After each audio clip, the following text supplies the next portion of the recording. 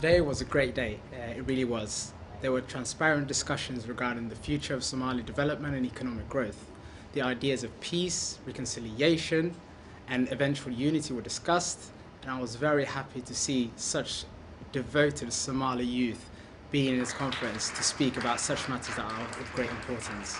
This message I want to send to the leaders actually reflects what we've been speaking about today, which is about transparency first of all, and second of all, a coherence in the legal framework of Somalia. At this particular point, there is unfortunately some discrepancies regarding the legal framework, and I would like the Somali leaders to speak loudly upon this discrepancy in order to limit the room for interpretation and therefore lead to an eventual peace.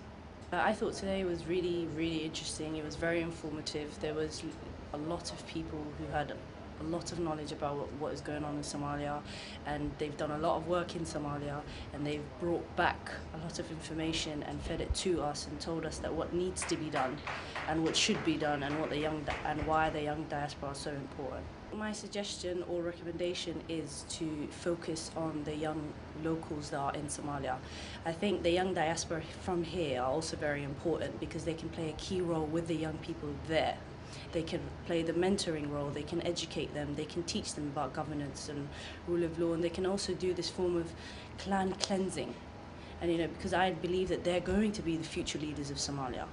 My message to the president is quite simple. The hopes of the Somali people are in his hands actually, and I wish him all the best. And I'm sure he would be the best. He would be doing the best for the Somalian people, and we're all behind him and support him. And I wish him all the best. As far as Prime Minister, I would personally like to thank him for basically taking a personal interest in Somalian affairs. And as the ex-Prime Minister, the ex-Minister said, this is the first time that one of the major countries in the world is getting involved in Somalia. So well done to him, and I would like to ask him to keep up the good work and to follow it up all the way until we get a proper functioning Somalia, inshallah. If I was to speak to the Somali President and David Cameron, one thing I would love to say to them is to listen to the voice of the young people and what they have to say. It's very important that this chance is very much capitalised on. It's important that we have a Somalia that's stable, and security has to be a number one issue for us. We have to make sure that education is a number one issue for us, especially for young women. We have to make sure that things like, for example, the coastal things happening in the sea, in terms of countries taking away our fishery, and those kind of things and international kind of things that have been happening against our country are addressed.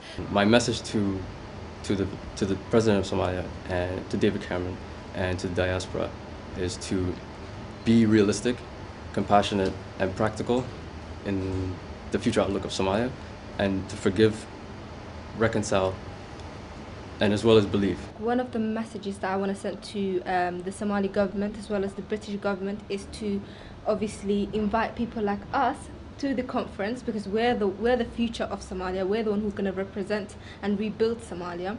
So if you eliminate the entire generation, then you won't move forward. You need to engage with young Somalis who are educated, who are from different fields, so that way you can use them to rebuild their own country. My message towards the Somali federal government, our internal and external stakeholders, would be to be able to redevelop the way we think and act based on our governance, our structure and our people. We need a system that is more conducive towards our society, that is in line with our religion and our culture, as well as our people, and is very representative of our people. And so within that, every single one of our people needs to have a representative voice that can contribute towards it, and that definitely includes the youth, as we've obviously shown today. My message to the ministers and anybody at the meeting is to really consider hearing the voices of the locals and not for the voices of the diaspora, to stifle those of the locals.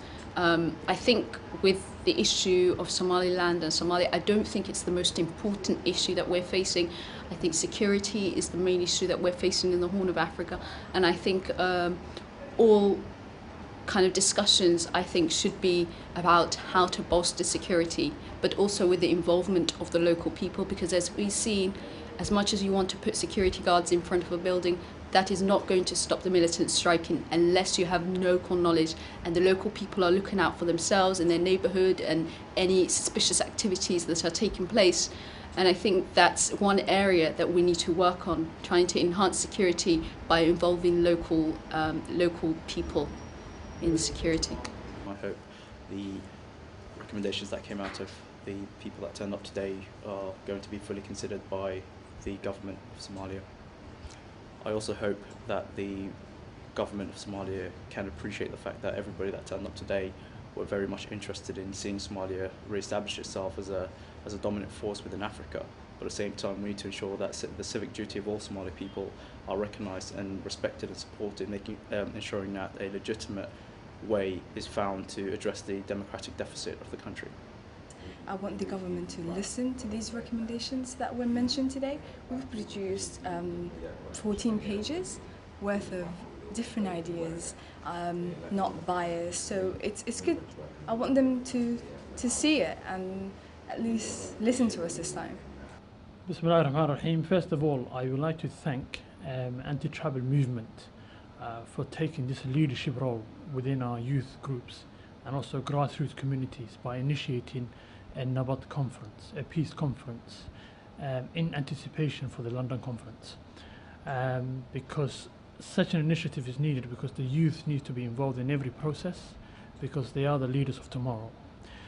If I wanted two key initiatives or two key aspects that need to come up from the London conference, that we as youth need to send to the government and our own governments here and Somalia, I should say, is that number one, Somalia needs economic investment.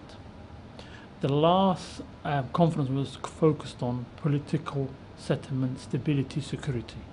But I think this conference should go along a bit further and concentrate on investment. Secondly, we need a political timeline when these African troops should leave Somalia. And obviously it has to tie into security developments within the country. But I think our government needs to step up in order to reach such goal. And I think they need to be financed, the military need to be financed, the police needs to be financed and trained, and we need to develop our own coastal forces so that we can look after our sovereignty. My suggestions would be, last year you had a conference, there was dialogue, consultation. I think this year it should be more about action. I think you need to provide a very distinct structure in terms of what you're going to do, timeline, in the very distinct near future as well as long term. You need to have structured sort of, this is our plan and this is what we hope to accomplish. My message to Somali president and Somali people as a whole is that we are sick and tired of death and destruction for the last 20 years. It's time we hold hands, forget the past, and build our nation. For Somali people around the world, if we do not build our country, no one else will clean our house for us. It's up to us to build it, or just sit back and say Somalia will get better and this and that and all the excuses. And tribalism is the disease that affecting our nation. We need to get rid of it and make sure that our community worldwide is united for the common good. One nation, one ilah, one Quran, and that is a simple, straightforward message, and it's the only way that we can rebuild our country. As a Somali person living in the UK, I would like to see some sort of action plan or a roadmap now that we have incepted a new government and stability is slowly coming back to Somalia. So I would like to see or get from the government some sort of action plan or a roadmap outlining what will it be for us in the next 10, 15, 20 years. We have to look at the all issue we can see in just going to be based, all the military thing. To do something, just bring you to delivery there, and we have to stand up all the community as supporters for us. We're just going to bring you, I hope they're going to just deliver something get better in the future. That's what I'll give my opinion. I think the government, definitely it was a good idea to have all these young people, because obviously a lot of them have come here and they have so many ideas and they are the future of Somalia, and it is us alongside the young people in Somalia who will reconstruct our country. So if they do want input and they do want Somalia to be in a better state, then they should start listening to the young people. Our message as the Somali youngsters here in the UK or the diaspora for President Hassan Sheikh Mohamud and Prime Minister David Cameron is you have to engage with young Somali generation. They are number one stakeholder of the Somali affairs, and without them I don't think we will reach the beast that we are seeking for Somalia for a long time. And Somalia need to learn from the previous and lessons, some previous mistakes, and one of those mistakes was the lack of engagement with young Somalis across the world, whether that is in Somalia or outside the country. And the young Somalis had a key and important role to play the rebuilding of Somalia, and as well as the mobilizing and energizing and motivating and encouraging and inspiring the entire Somali communities, whether that is in the diaspora or in Somalia. So my final message to the stakeholders of Somalia is young Somalis are number one stakeholder of the Somali affairs, and they should be involved in the decision making and the political participation, and their opinions and inputs on voice are as critical as anything else, and they has to be involved. I would say to the Somali government just to invest in their human resource and educate their people. So that being education, as in the infrastructure to create education, a strong education system, and also to not just education in the sense for younger people, but for the adults, so gaining them skills and so forth, so that they can become less dependent on other people and become an independent state. My message is I want to tell Somali government to secure the security and to focus on reconciliation and peace. I hope that, at the end of this conference in May, that the Somali government can go away with support, and the Somali people can go away in the knowledge that something tangible will come from this, and that not just that people like me and the other people who came to the conference today have had their voices and their opinions heard by the policymakers and the decision makers and all the heads of state that will be attending. Wallahi fikradii maanta la soo qaaday waxay ahaayeen kuwa markaasi dadkan ay aad ula dhaceen dadkii markaasi soo organize gareeyana at the end of the day waxaan rajeynaa insha Allah inay isku ururiyaan markaasina la hor dhigi doono dadka ay qusayso. Sidoo kale arinta muhiimka ah waxay ahayd xafiiska ra'iisul wasaaraha dalka Britain David Cameron dadka socda sidoo kale meesha yimid.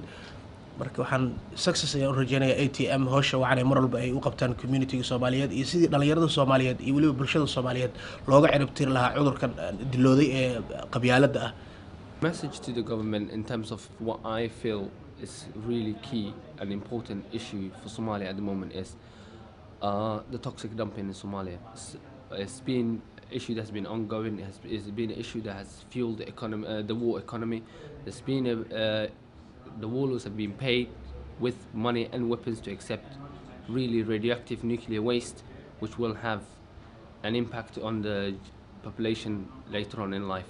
And also this has happened, and there's been numerous diseases across the country where doctors could not even tell what was happening to these young people. My message to the Somali President Hassan Sheikh Mohamud and to the UK Prime Minister David Cameron is to understand, we need to understand the importance of unity is really important. That's the number one. Also, we need to promote education.